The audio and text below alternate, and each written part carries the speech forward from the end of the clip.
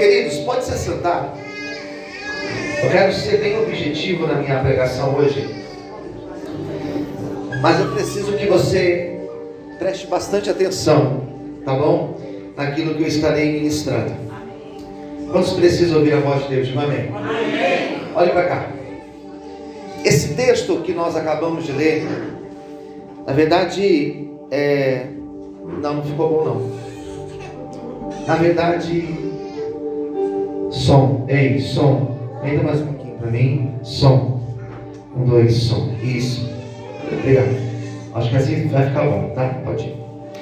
Esse texto que nós acabamos de ler, é um trecho, um pequeno trecho, de uma palavra que João recebeu da parte de Deus, a uma das igrejas da Ásia. As igrejas que são citadas são 7 igrejas. E esse trecho que nós acabamos de ler, esse versículo, é um fragmento de uma mensagem que foi dada à igreja chamada Igreja de Filadélfia. E cada uma destas igrejas, elas receberam uma mensagem de Jesus por intermédio de João, e a maioria delas receberam uma mensagem de repreensão, uma mensagem onde elas deveriam ter atenção em algo, um elogio. Esse trecho que eu li para você é um trecho onde nós temos uma exortação. E essa exortação, eu não quero me estender, não quero fazer uma introdução longa, mas essa exortação, esse versículo de número 11, vai falar de 3 coisas importantes que nós podemos atualizar e trazer para o nosso dia de hoje. São 3 exortações importantíssimas que nós temos aqui. Primeira coisa, Jesus disse a seguinte mensagem: venho sem demora. João, quando ele escreveu esta carta aos cristãos gentios, aproximadamente no ano 95 depois de Cristo, os cristãos estavam sendo perseguidos, muitos negando a fé, muitos deixando os caminhos do Senhor por causa da perseguição, por causa das perseguições que os cristãos passavam. E esta palavra era uma palavra de motivação. Jesus estava dizendo: eu voltarei. Aleluia. E eu não vou demorar. Aleluia. A primeira exortação que eu quero deixar para vocês aqui nessa noite é que Jesus, ele está voltando. Olhe para mim, Jesus está voltando. Posso ouvir amém, queridos? Quem acredita nessa verdade, diga amém. Amém. Quando nós temos o relato de Jesus, olha aqui, quando nós temos o relato de Jesus falando acerca da sua volta, ele disse que antes da sua vinda sinais aconteceriam. E quando nós olhamos para os sinais relatados nos evangelhos, quando nós olhamos para os sinais relatados pelos apóstolos, nós podemos dividir de forma simples em 4 esferas. Jesus falou: quando vocês observarem os sinais da política, observe o governo dos homens, o governo humano, centralizado, globalizado, um líder único, um sistema político único. Observe que a sociedade caminha para um governo único. Jesus falou que os sinais dele seriam evidentes ao nós olharmos para a natureza. E quando nós olhamos para os fenômenos da natureza, nós observamos, por exemplo, aquecimento global. Nós observamos os maremotos, os terremotos. Nós observamos o desequilíbrio na natureza. Em alguns lugares não tem água, falta água. São sinais da natureza. que são sinais que evidenciam a volta de Jesus Cristo. Jesus está voltando. Olhe para a política, olhe para os sinais na natureza. Jesus falou para nós olharmos para os sinais na sociedade. Nós estamos numa sociedade corrompida, nós estamos numa sociedade onde os valores estão cada vez mais invertidos, nós estamos numa sociedade onde o pecado tem se tornado uma prática comum, uma prática normal. São sinais da volta de Jesus Cristo. Nós vivemos numa sociedade onde nós ouvimos guerras e rumores de guerra. Nós estamos numa sociedade onde nós temos visto as pestes espalhando. Nós estamos ainda numa pandemia. São sinais da volta de Jesus. Posso ouvir um amém, queridos? E o quarto, ele falou: observe a igreja. A igreja da volta de Jesus não é uma igreja avivada. Não se engane. A igreja da volta de Jesus é uma igreja que vai apostatar da fé. E nós temos visto igrejas onde as pessoas não têm mais compromisso com Deus. Nós temos visto igrejas onde as pessoas não têm mais compromisso com o ministério. Nós estamos vivendo numa época onde as pessoas, elas estão abandonando os caminhos do Senhor, porque alguém falou algo, porque algo não aconteceu da forma que ele gostaria que acontecesse. Nós estamos vivendo numa época de falsas teologias, falsos ensinos, onde a igreja tem se adaptado ao mundo. Mas eu glorifico a Deus, porque ainda assim existe uma igreja que busca a presença do Senhor, que acredita na volta de Cristo, que acredita que Ele voltará. Aleluias! Glória a Deus.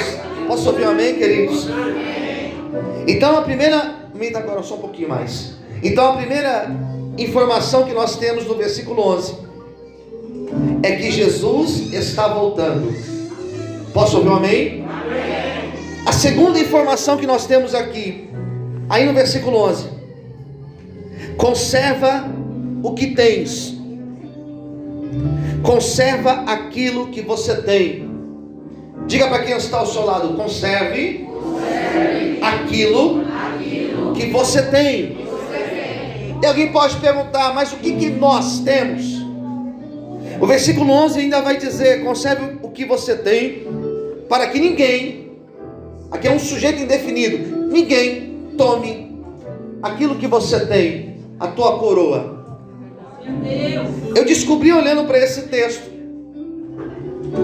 que existem coisas que nós temos que alguém quer tomar. Olha aqui para mim, queridos, não se distraia.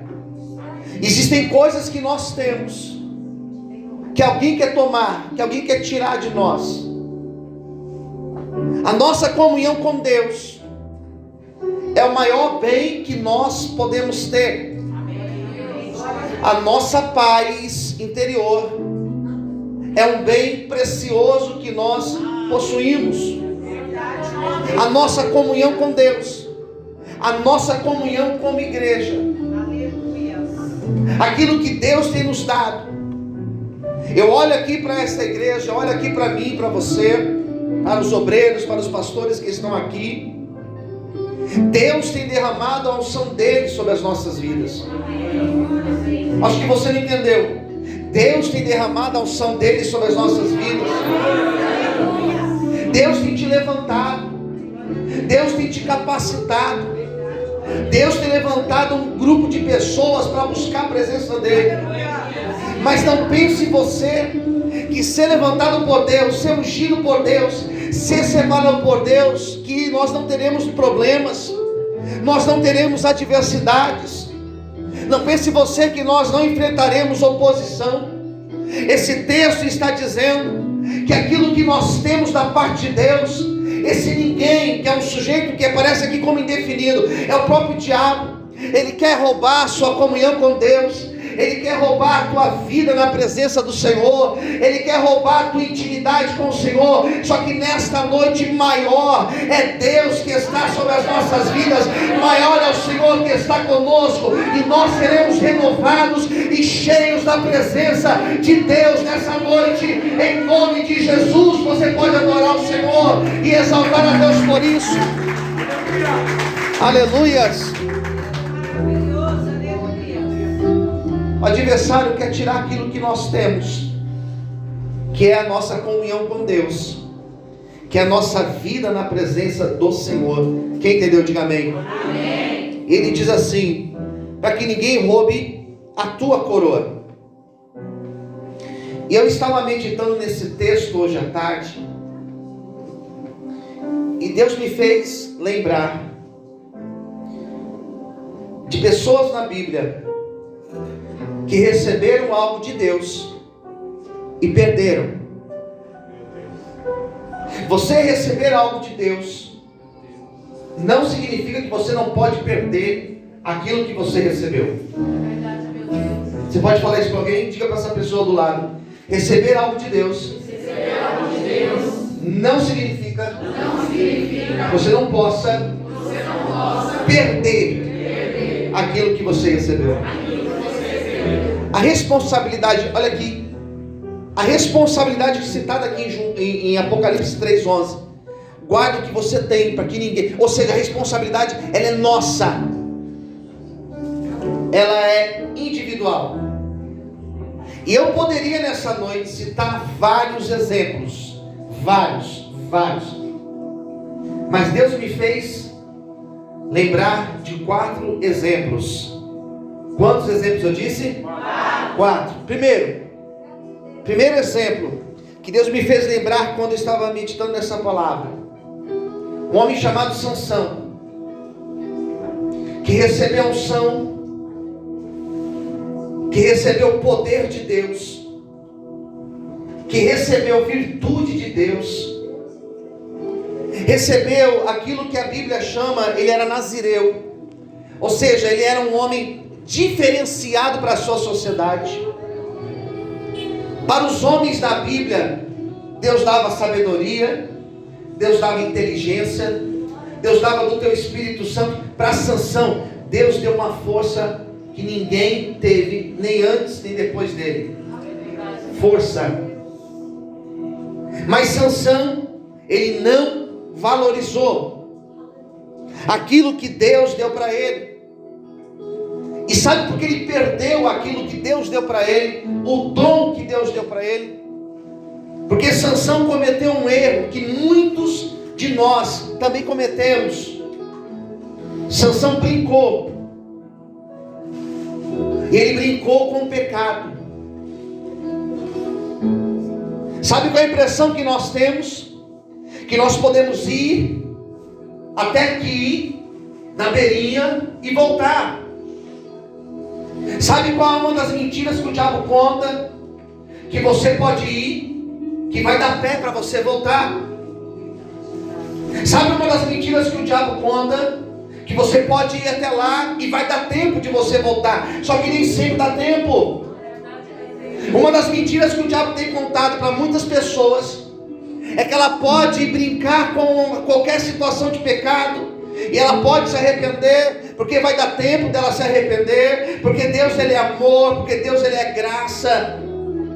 E nós vivemos numa época que as pessoas não têm pregado apenas graça, porque pregar graça é pregar Bíblia. Posso ouvir um amém, queridos? Amém. Só que a partir do momento que você prega uma hipergraça, você está cometendo um erro. E a hipergraça é você pregar que Deus é conivente com o teu erro, que Deus vai te abençoar ainda que você esteja no erro, e que Deus vai te prosperar ainda que você esteja no erro. Isso é mentira. Olhe para cá. Sansão se perdeu a vida, perdeu a comunhão com Deus, teve os seus olhos arrancados. Sabe por quê? Porque ele não valorizou aquilo que Deus tinha dado para ele. E ele brincou com o pecado. Olha para mim, se nessa noite você está flertando com o pecado, Se nessa noite você está em cima do muro, cuidado, porque Eutico caiu da janela e ele morre. Então cuidado para você não cair e perder o mais precioso, que é a tua comunhão, que é a tua vida na presença do Senhor. Você pode aplaudir e exaltar a Deus nessa noite. Glória a Deus. Olha para cá, segura, olha aqui. Em segundo lugar, Deus me fez lembrar de Saul. Saul foi o primeiro rei de Israel. E alguém vai dizer: pastor, mas ele foi escolhido pelos homens. Verdade. Mas ele foi abençoado por Deus. E o grande problema de Saul é que ele perde o que ele recebe de Deus, porque em um determinado momento da vida dele, ele se tornou vaidoso. Diga para quem está ao seu lado: cuidado com a vaidade. E ele começou a achar, olha aqui, que ele era rei, certo? Mas que ele poderia fazer o papel do sacerdote. Que pelo fato dele ser rei, ele poderia ir no lugar do sacerdote e oferecer sacrifícios no lugar de sacerdote. Vaidoso, cheio de si. Existem pessoas perdendo a comunhão com Deus. Existem pessoas perdendo a sua coroa. Sabe por quê? Porque estão cheias de vaidade, estão cheias de prepotência, estão cheias de si. Saul se encheu de si, e é por isso que ele sai da presença de Deus. É por isso que ele se perde na presença do Senhor. É por isso que ele foi repreendido por Deus. É por isso que Deus levantou Davi no lugar dele. Ei, tome cuidado para você não perder aquilo que Deus tem te dado, a comunhão, a coroa, a presença dele na tua vida, por vaidade. Seja humilde, sabe por quê?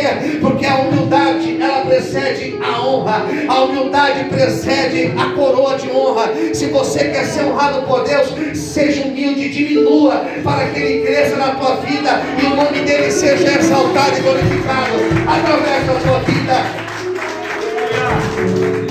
Posso ouvir amém? Deus me fez lembrar de uma mulher, porque até agora eu citei 2 homens, mas Deus me fez lembrar de uma mulher chamada Vasti. Vasti. Já ouviu falar de Vasti? Já ouviu falar de um livro na Bíblia chamado Esther? Pergunte para o seu irmão do lado: pastor, irmão, você já leu o livro de Esther? Esther. E a Esther, queridos, ela foi rainha no lugar de Vasti.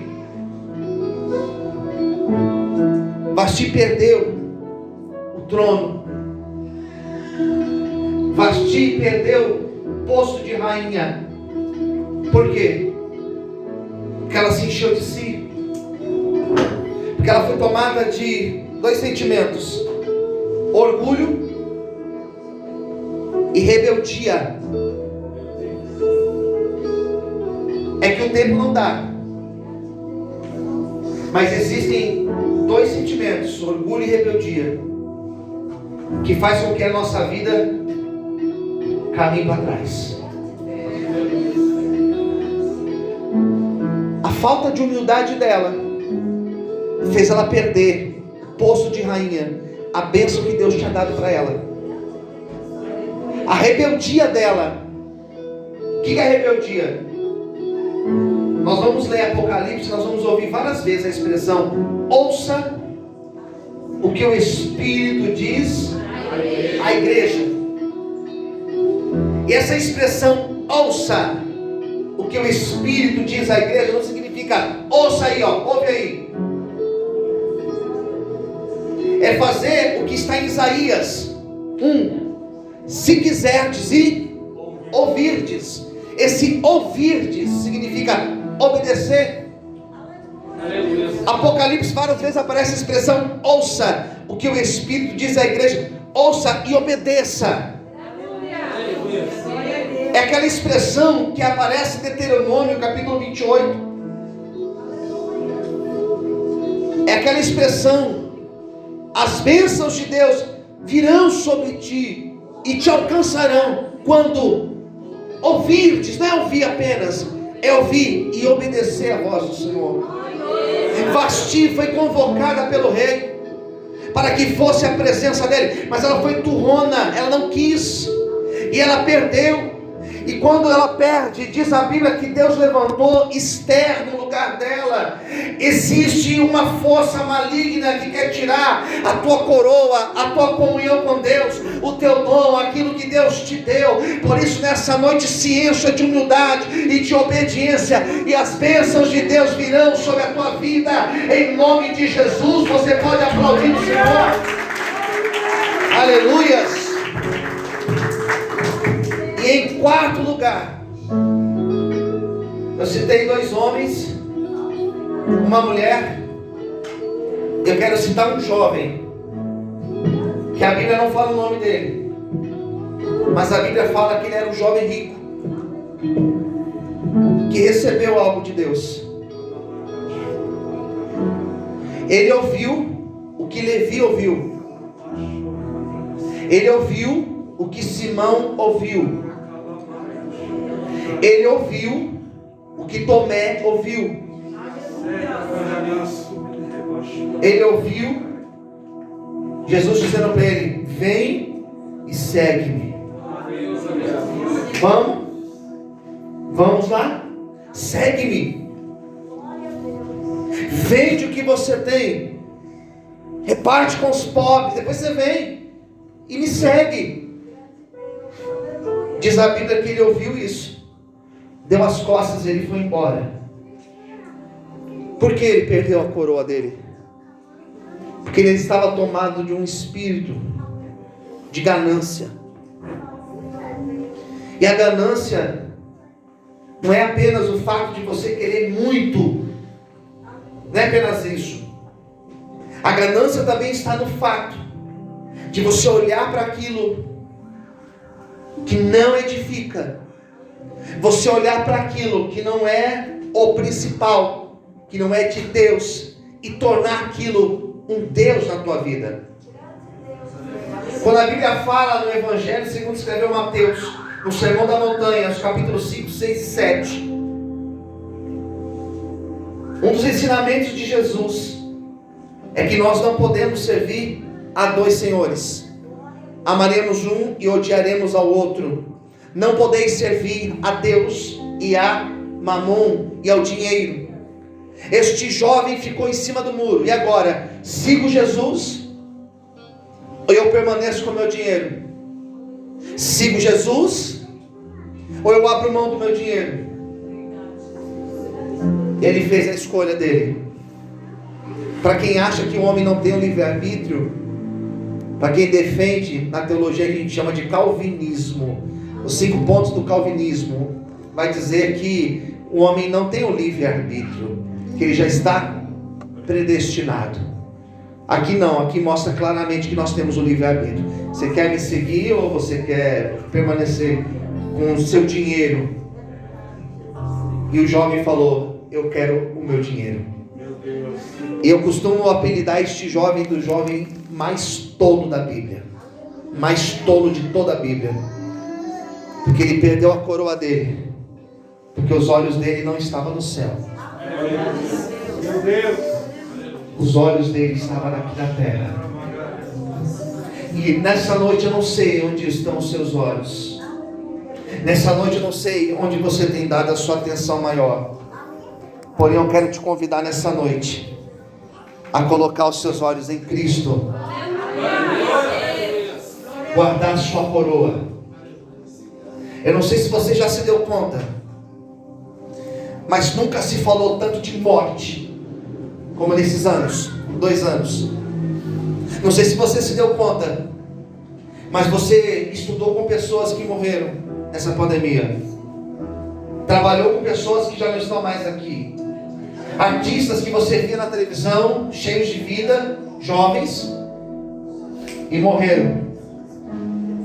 Pode ser que Jesus não volte amanhã, mas pode ser que Ele volte para você hoje ainda, ou para mim hoje ainda. Pode ser que Jesus não volte de hoje para amanhã, é verdade. Pode ser que sim, mas pode ser que Ele me chame Ele chame você. Pode ser que quando Ele nos chamar, Ele pode dizer: vinde, vinde, pode vir para aquilo que eu preparei para você. Ou pode ser que naquele dia Ele diga: apartai-vos de mim, porque eu não te conheço. Eu não sei se você percebe a importância dessa palavra. Só que nós só estamos aqui porque Jesus tem nos dado fôlego de vida. Eu lembro quando a pastora estava internada. Eu fui lá, desenganada pela medicina. Não era nem para estar aqui, né, pastora? Mas Jesus deu fôlego de vida. Eu lembro do evangelista Marco ano passado, quando foi internado por causa da Covid. Eu lembro. Não era nem para estar aqui, porque outros com mais saúde que ele, mais jovens do que ele, foram e não voltaram. E Deus nos deu a oportunidade de estarmos aqui nessa noite. Se Ele te deu o dia de hoje, é porque Ele está investindo em você. Se Ele te deu o dia de hoje, é porque existe algo na tua vida, aleluia. Existe algo na tua vida que ainda Ele vai completar. Ele ainda vai completar. Ainda existe uma obra na tua vida que Ele vai completar. Existe ainda um propósito na tua vida que Ele vai completar. Você pode aplaudir e exaltar o Senhor por isso. Aleluia! Jesus está voltando, queridos. Ele está voltando para buscar a sua igreja. Você vai fechar os teus olhos agora. Você vai ficar